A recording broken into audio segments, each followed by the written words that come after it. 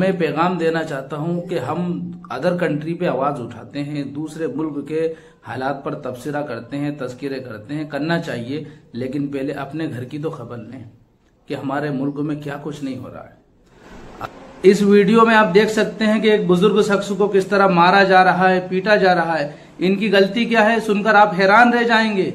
ये बुजुर्ग शख्स दरअसल मनियारी का धंधा करते हैं, यानी तिजारत करते हैं। ठेले के ऊपर एक छोटी सी इनकी दुकान है, जो गली मोहल्ले में चक्कर लगाकर, फेरी लगाकर ये अपना धंधा करते हैं, अपनी तिजारत करते हैं, ताकि दो रोटी सुकून से खा सकें।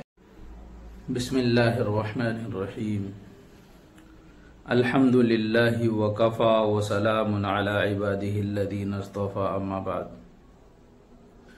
मेरे मोहतरम भाइयों और दोस्तों, ये जो वीडियो बना रहा हूँ बहुत ही दुखी मन से बना रहा हूँ। उम्मीद है कि आप इस पर गौर करेंगे और इस पर अमल भी करेंगे। आज हम लोग, यानी हम मुसलमान या हमारे मुल्क के सीधे सच्चे लोग, सीधे सच्चे इंसान, दूसरे किसी मुल्क में कुछ हादसा होता है, कुछ बड़ा मामला होता है तो अफसोस का इजहार करते हैं। जैसा कि इस वक्त फिलिस्तीन के ऊपर जो हालात हैं उस पर सब अपना अपना दर्द बयान कर रहे हैं। बहुत सारे हमारे बिरादरान वतन भी इस पर इजहार अफसोस कर रहे हैं, अपने गम का इजहार कर रहे हैं। कई सारे ऐसे लोग हैं जो सेकुलर जहनियत के हैं। वो पूरी दुनिया में कहीं भी कोई ऐसा मामला होता है, किसी इंसान पर अत्याचार होता है, जुल्म होता है, तो आवाज उठाते हैं और उठाना भी चाहिए। लेकिन एक भारत का नागरिक होने के नाते, एक भारतीय होने के नाते हमें अपने मुल्क के बारे में कितना ज्यादा सोचना चाहिए, कितना ज्यादा फिक्रमंद होना चाहिए, ये तो हर इंसान जानता है और समझता भी है। लेकिन मेरे बुजुर्गों, दिल में एक दर्द है जिसको मैं बयान करना चाहता हूँ कि आज हम अदर कंट्री के ऊपर आवाज उठा रहे हैं और उठाना चाहिए। लेकिन भाइयों, सारे ही इंसानों से मैं बात कर रहा हूँ, वो किसी भी मजहब के हों। इंसानियत अलग चीज है, मजहब अलग चीज है। मैं मानवता के नाते, इंसानियत के नाते बात कर रहा हूँ कि आज हमारे इस मुल्क में देखें हम लोग किस तरह से अत्याचार हो रहा है। सिर्फ मुसलमानों पर नहीं, दीगर लोगों पर भी हो रहा है। कमजोरों पर अत्याचार हो रहा है, गरीबों पर अत्याचार हो रहा है। और ये जुल्म करने वाले किसी अदर कंट्री से नहीं आए, ये हमारे इसी मुल्क के रहने वाले, हमारे ही मुल्क में पले बड़े। यहाँ तक कि ऐसे वाकयात भी हैं कि एक ही मोहल्ले के रहने वाले, पास पास में घर है, कोई लड़ाई हुई और ऐसी लड़ाई हुई, ऐसी खतरनाक जो है सूरत हाल इख्तियार की कि उस लड़ाई में कत्ल हो गए, एक दूसरे के मर्डर हो गए और किसी को रहम नहीं आया। ये इतनी खतरनाक सूरत, इतनी खतरनाक हमारे मुल्क की हालत हमें बेचैन कर देती है। और मैं पैगाम देना चाहता हूं कि हम अदर कंट्री पे आवाज उठाते हैं, दूसरे मुल्क के हालात पर तबसरा करते हैं, तस्कीरे करते हैं, करना चाहिए, लेकिन पहले अपने घर की तो खबर लें कि हमारे मुल्क में क्या कुछ। नाजरीन, वीडियो में आप देख सकते हैं कि कुछ शरपसंद गुंडे अपनी बाप के उम्र के बूढ़े शख्स को किस बेरहमी से मार रहे हैं, घसीट रहे हैं, दौड़ा रहे हैं और लोग खड़े हुए तमाशा देख रहे हैं। कोई उनको बचाने की कोशिश नहीं कर रहा है। क्या है बूढ़े मियाँ की गलती, जानिए इस वीडियो में कि बूढ़े मियाँ एक गरीब फैमिली से बिलोंग करते हैं और एक उनकी छोटी सी दुकान है जो ठेले के ऊपर बनी हुई है। वो ठेले को लेकर गली मोहल्ले में घूमते हैं और अपना धंधा करते हैं। मनियारी का धंधा उसको कहा जाता है और आज तक उनकी कभी कोई शिकायत नहीं आई। ये बूढ़े मियाँ अपनी जवानी की उम्र से इसी धंधे को कर रहे हैं, आज तक उनकी कोई शिकायत नहीं है। लेकिन आज मसला ये हुआ कि बूढ़े मियाँ एक गली में धंधा कर रहे थे। एक नाबालिग बच्ची आई और वो बूढ़े मियाँ का सामान चुरा के ले जाने लगी। बूढ़े मियाँ ने उसका हाथ पकड़ लिया, यानी चुराते हुए देखा तो उसका हाथ पकड़ के रोका और उससे सामान लेने लगे, उसको समझाने लगे। तो वो लड़की मुजोरी करने लगी, मुंह चलाने लगी।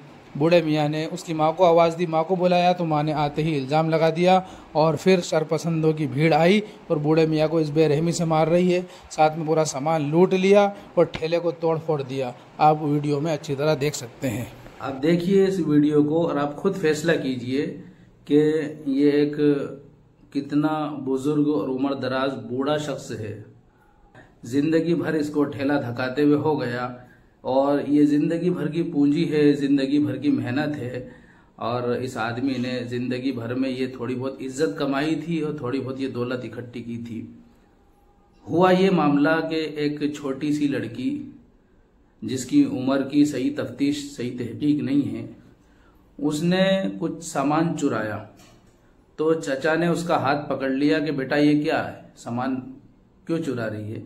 बस इसी पर जो भीड़ थी वो टूट पड़ी और उन चचा को इतना मारा कि लहू लुहान कर दिया और उसके बाद उनको मारते हुए, बेइज्जत करते हुए, घसीटते हुए ले गए और उनकी जो दुकान थी उसका जो सारा सामान था, आप देखिए किस तरह से सामान ये बच्चे ले लेके जा रहे हैं और सामान को चुरा रहे हैं, किस तरह को सामान को लूट रहे हैं, सामान लूट रहे हैं।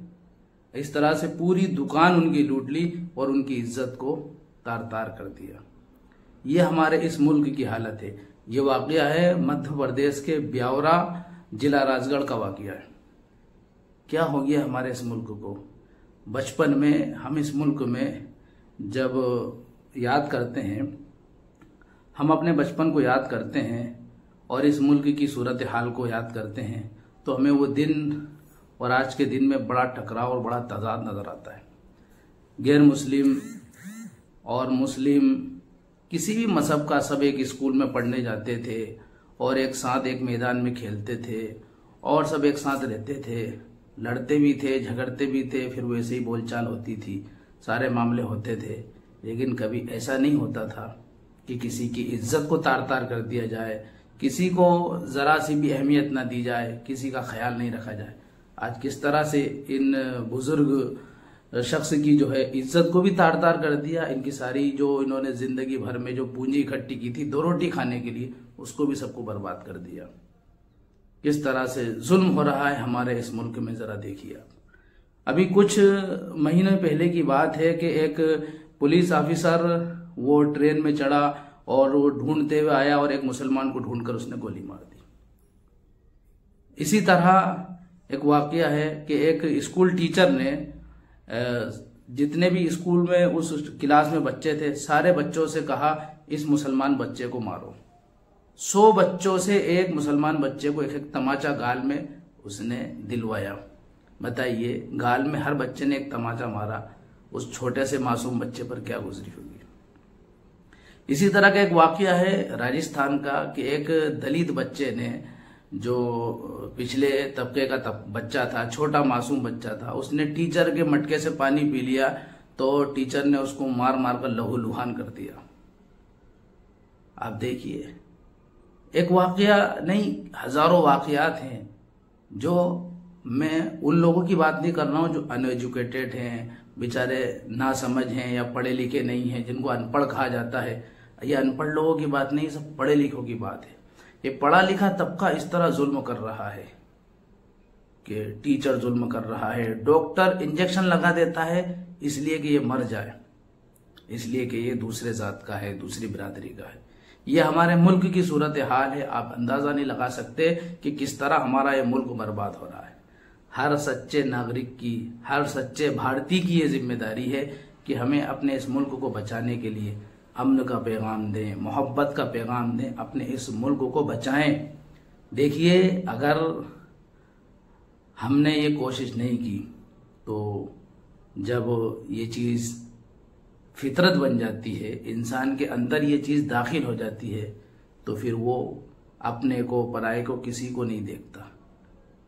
खुलासे में अगर मैं साफ लफ्ज़ों में कहूँ तो ये बात है कि अगर किसी इंसान की आदत बन जाए तंबाकू खाना तो रोटी के बगैर रह लेगा, तंबाकू के बगैर नहीं रह सकता।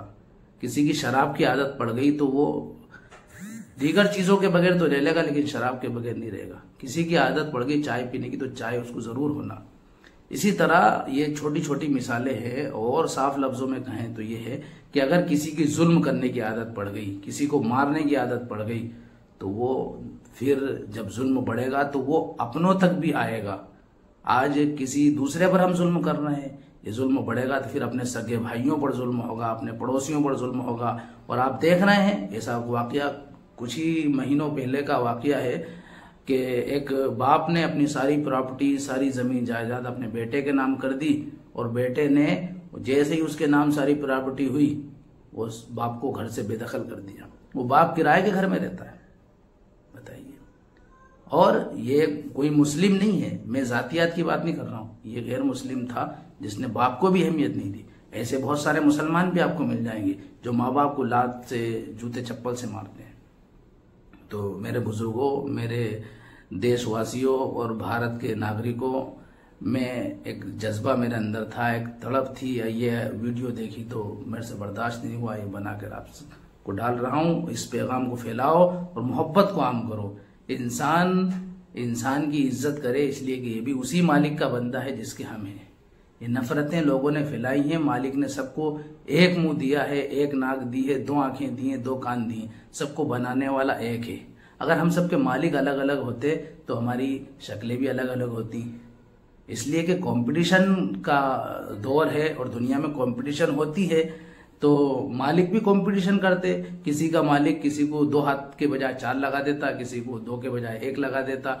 ये यानी तरक्की की सोचता, कंपटीशन होता। लेकिन हम देखते हैं दुनिया का हर इंसान 2 ही आंख रखता है, 2 कान है, 1 मुंह है, 1 नाक है, 2 हाथ है, 2 पैर है। सब एक जैसे ही पैदा होते हैं और एक जैसे ही मर के इस दुनिया से जाते हैं।